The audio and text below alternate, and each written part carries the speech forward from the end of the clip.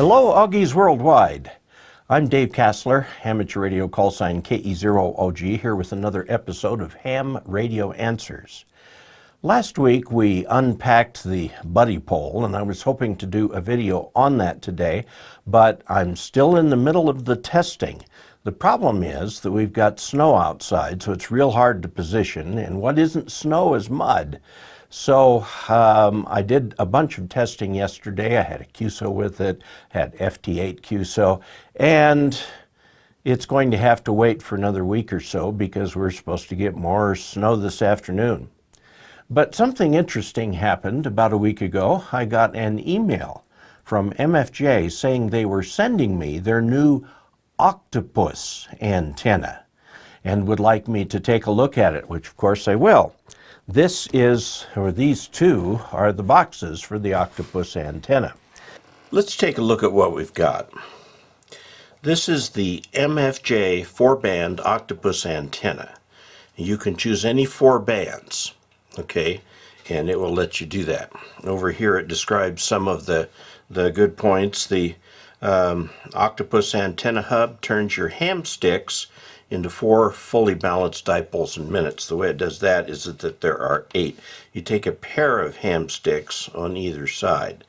And then you get this hub right here. This is the actual MFJ. This is the actual MFJ-2104, this that we have the instruction book for. This is the hub, just the hub. You'll need the hub and the hamsticks. Okay, so this is $99 for just the hub. So, for example, you can mix any 4 bands that you would like, and they have listed down here the different bands, and you see they've got 75, which is the voice end of 80 meters, 60, 40, 30, 20, 17, 15, 12, 10, 6, and 2 meters, and 440. Okay, so there are 2 kinds of hamsticks. There are the 600 watt, and there are the 250 watt. The ones I've been sent to test are 250 watts.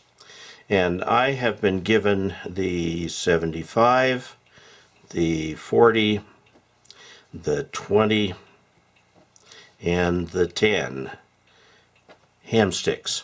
Okay, so there's 2 of these hamsticks. The hamsticks are designed to be part of a vertical antenna, but if you take 2 of them and put them opposite each other on this hub right here, you get dipoles. So there's 4 dipoles.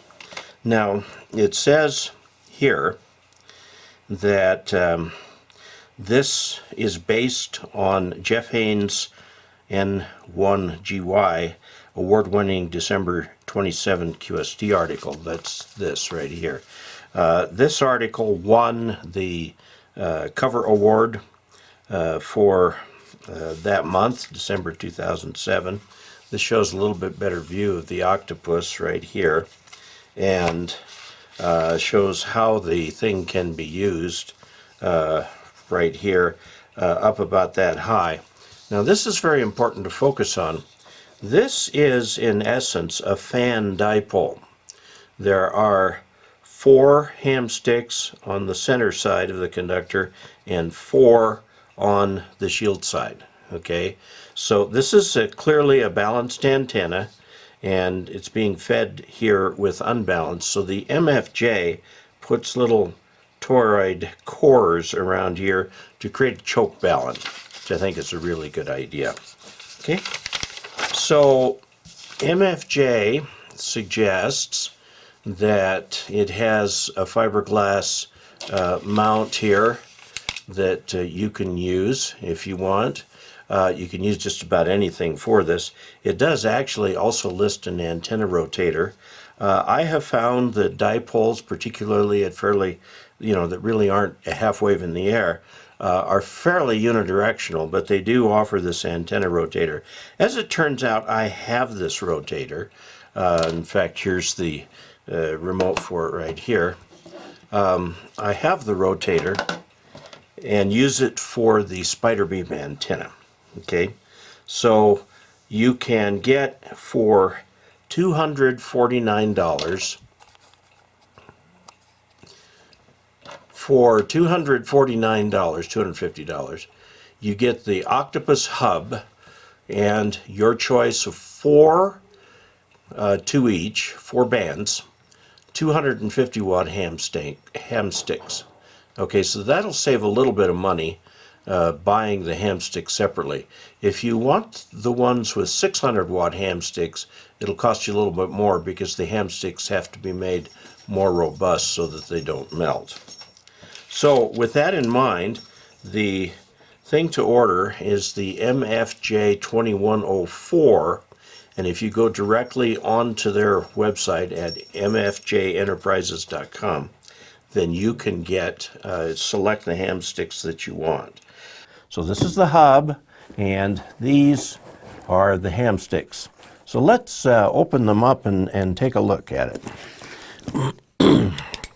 You know, this, I think, is part of the eternal search for a solution to the ham who has trouble with the local covenant people. And, oh, this has got staples in it. There. Now it doesn't have staples in it anymore. This is supposed to be the hub. The idea, again, it's sort of like the buddy pole in a way. The idea is that the idea of these antennas is to be able to set something up in a small space and have them work reasonably well. Now, this right here is the Octopus Hub. Okay, we've got a connector right here, and it's SO239 type, so you don't need to put a barrel connector in there to connect your coax to it. Also, here we see a bunch of ferrite beads, ferrite cores through which the coax goes to give you a balun type thing. This helps suppress any of the return of the wave on the outside of the cable. This hub itself is made of very sturdy plastic. There is a wire that comes around and hooks all of the center conductors of these things, which then go to these where we're going to screw in the antenna elements. There are 8 of them, so we'll put opposing pairs of ham sticks on either side of these. Note that these are insulated from the metal hub. The metal hub is ground, and the outside part here is the antenna. Now note how it's done like this. So here are your opposing ones here. So you've got a center conductor of the coax connected to these 4, and then the braid on the coax is connected to these 4. Okay. Now fundamentally, when you do something like this, it is balanced. Okay, which is the reason for all the ferrite beads in here, is so that you can feed it with unbalanced line. Okay. Now, this will go over a mast. I'll measure the dimensions on that, and you can see where it could screw into a little hole so it would be sturdy there. This is a little embedded nut kind of thing here, so that that screws in. It can act as a set screw. Okay, and let's see what we've got. We've got an instruction manual. The antenna is the MFJ-2100. This is interesting because MFJ's part numbers are usually 3 digits. They've gone to 4 for some things recently. It says Octopus Antenna. Okay, and the mast or tripod is going to go into it like that. Only requires a 17/16 wrench or socket, meaning they're using 1/4 inch 23 thread on that. The mast, 1 inch or less, should be inserted into the bottom tube. They don't want a big hairy mast for this thing. I'll see what I can find that's the right size. I think what I can use that would work really well would be chain link fence top rail. I'll check and see if that's the right shape. So now it talks about connecting the hamsticks. The hamsticks are tuned quarter wave elements. All right, 20, 17. Tuning best done with an antenna analyzer. The antenna is basically 4 dipoles on 1 feed line. You will tune each band individually by moving the whip of that hamstick in or out of the tip of the antenna. Okay, we'll see that in a minute. Now, we'll note here that this will have a very sharp tune on it, okay? And see, here's the whole 20-meter band right here, and we're not going to be able to cover quite all of it with that. So they're talking about the different types of tunes, how you should get the thing down pretty low. It's down below 1.5 to 1. Now, having done that, we'll check and see if you can use the tuner to kind of bring this thing in a little bit better. And that's just a list of the replacement parts. MFJ is pretty good about this. This is every single part in here, okay? And almost all of them have part numbers. And if you break something, or even lose a lock washer, there's a part number for it. And you can go on the MFJ website and insert that part number in their search field, and it will take you right to where that part is and what it costs to order it. And they're pretty good on prices. Now note they don't have the tubes as part numbers, at least not at this point. Okay, now let's take a look at the hamsticks. These are in a great big box, because I think there's a bunch of them.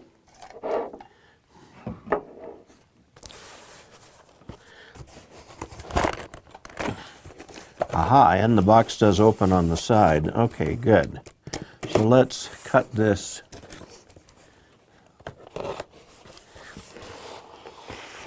open.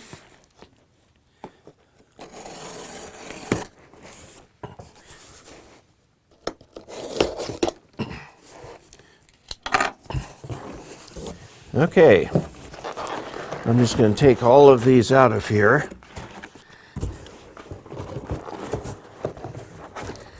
And that's all that's in that box. And what we are going to have is 2 each for 4 bands, okay?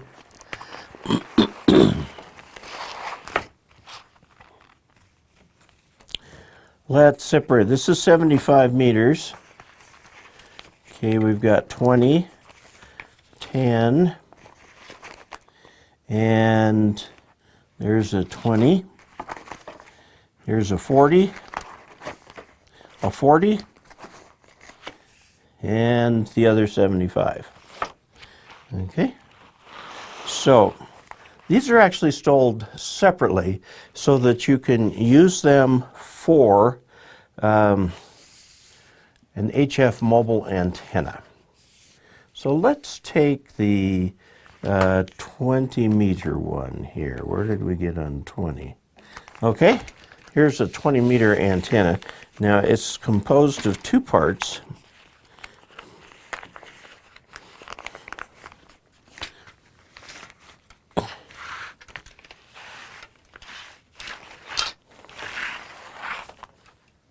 The 2 parts are the stick. This has got the big threads that go into on this. They'll go into this. So this would be the 20-meter, one going in there, and then the other 20-meter goes on the other side opposite it. Let's take a look at just what we've got here. Okay, note that this has got an extra nut right here so that you can screw it in by hand and then lock this nut down on it to make it good and tight. You have a wire wrapped around the fiberglass pole here until you come up here, and then there is a coil, okay, under there, and then it comes up to the top, and it accepts this right here. Now what's interesting about this is that when you unlock this, see how these have got set screws in them? No, they don't have, yeah, they've got set screws in them. It's a little hard to see right there, but there's set screws in there, okay? And let's see if that,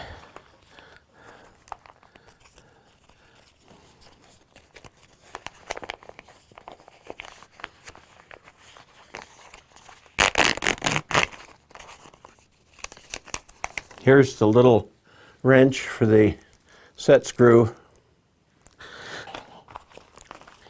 And with the set screw in here, you can adjust the length of this whip. Let's see if we can do that.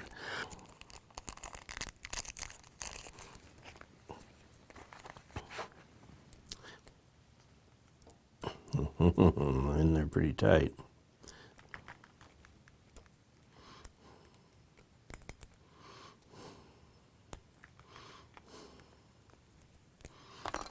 Okay, here's the whip, the little attachment device. The set screw goes there. This screws into here, which is hollow in the center.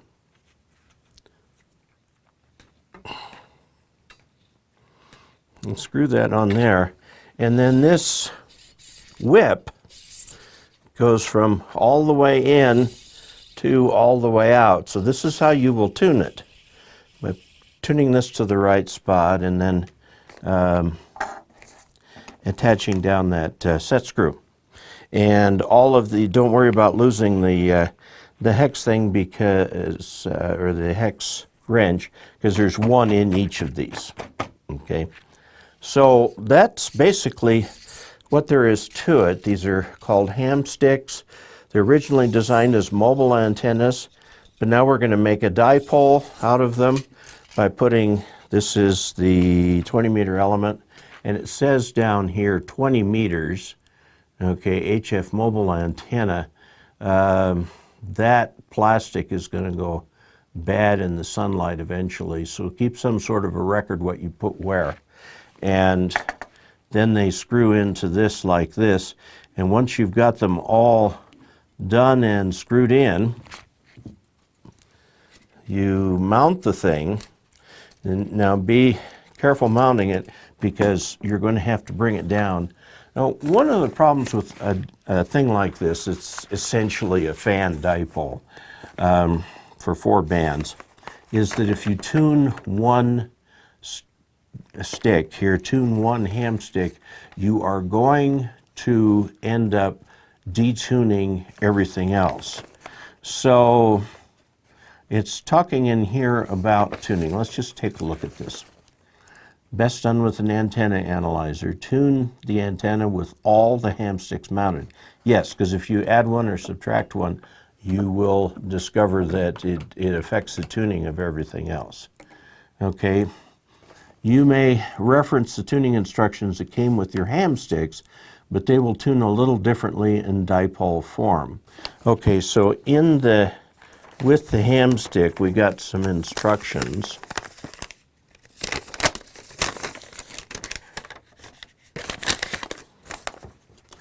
Tuning instructions, bands. Oh, if required, cut off the bottom of the whip to ensure it does not extend down into the coil. Failure to observe this precaution will cause extreme heat damage and void the warranty. Tuning instructions. Insert the whip in the lower section about 4 inches and tighten the set screw. Screw the ferrule or whip assembly into the lower fiberglass section. Install a visual meter at the transceiver and apply 10 or 25 watts of power, adjust the visuar meter and output frequency for lowest visuar reading indicating resonance. If resonant frequency is higher than desired, loosen the set screw and extend the top whip until the desired resonant frequency is found. If the resonant frequency is too low, loosen the set screw and adjust the whip further into the lower section. Okay, for best results, caution adjustment should be made in small increments. Having been working with the dipole antenna, I'll second that part about small increments. A little bit can make a big difference. Okay, so in actually tuning with this, tune the antenna with all the hamsticks mounted. Begin by tuning the lowest band on the antenna. Use 20 meters as an example. Well, they've got 75 here, so first check to see where the SWR dip is when the whips are fully extended. It should be below the band. Move the whips inward a little at a time and keep both whips the same length. As you shorten the antenna, the SWR dip should move upward. Keep going until it reaches the frequency you wish to operate. Keep in mind that the height above ground will affect this. When you raise the antenna to its final height, the frequency may shift upward. 14 megahertz and down are most affected when raising the antenna. Usually the word down in HF means lower frequencies. 40 and 80 meter SWR dips will be narrow compared to the higher frequency bands. This is normal. You should be able to tune the antenna to a low SWR, however, sometimes the hamsticks may vary slightly in construction, causing them to tune differently from another. One 20-meter hamstick could tune to a different frequency than the other, even if the whips are the exact same length. If both antennas match, you'll see a sharp dip below 1.5, SWR 1.5. If they are mismatched, you may see a wider dip that doesn't go so low. To correct this, move only one of the whips and see what happens. Oh boy, this sounds like fun to tune. If you see the dip go lower, then you are headed in the correct direction. Okay? Well, very good. All right.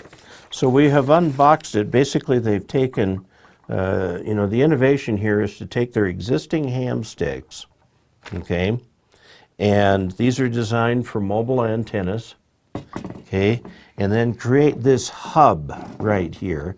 And the hub treats, since each is a quarter wave, you put the other quarter wave on the side and you've got a dipole. Okay, and you've got a dipole for 4 bands here. So the nice thing about this, one, it's not very big. And if you take the whip out like that, that's one side of it. This would make a very nice portable antenna, especially if you've got them all marked previously from having set the thing up. I wouldn't take this into the field and try and set it up for the first time. Set it up at home to make sure that it works properly. Okay, well, we've got something to put together. I will continue testing the dipole, and as I'm doing that, I will be testing this also. And it may be slightly delayed due to all the snow outside. This is why summer is usually the best time for antenna work. You can traipse out in the yard without the kinds of problems we've been having with the snow and the mud. So, in channel news, I've been pretty good recently about the noon Saturday live stream that's available. If you have subscribed and clicked on the bell to get notifications of all my videos, you will get a notice when I go live and a URL to go there. This last Saturday we had about 100 people who are listening in. What I'm doing during these sessions is answering the mail. So if you have a question for Ham Radio Answers, simply send it to hamradioanswers@gmail.com. That's hamradioanswers@gmail.com, and I'll try to get to it in a Saturday or so. I also answer questions and comment on things that people put in the real-time chat, and that real-time chat is available afterwards, because as soon as I'm done with the live stream, it becomes just like any other video on my website. So very good to talk with you today. Please click like and subscribe and click on the bell. Please check out the tip jar at dcasler.com/tip-jar. Please check out Patreon at patreon.com/KE0OG. The coffee mugs are for sale, getting close to Christmas. Make a nice little gift here. And until we next meet, 73.